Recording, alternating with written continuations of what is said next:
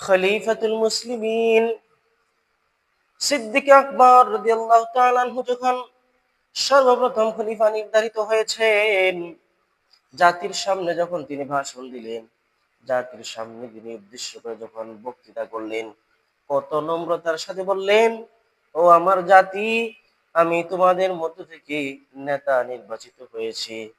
এর মানে এই নয় আমি তোমাদের চাইতে শ্রেষ্ঠ হয়ে গেছি। আমি আবু বকর তোমাদের নেতা নির্ধারিত হয়েছি, কিন্তু তোমাদের চাইতে শ্রেষ্ঠ এখনো হই নাই। আমি যতদিন পর্যন্ত আল্লাহ এবং তার রাসূলের বিধান অনুযায়ী চলবো, ততদিন তোমরা আমার অনুসরণ করবে। আর যখন আমার ভিতরে কোনো ভুল দেখবা, যখন কোনো উল্টা পাল্টা দেখবা, তখন তোমরা আমাকে ঠিক করে দিবা।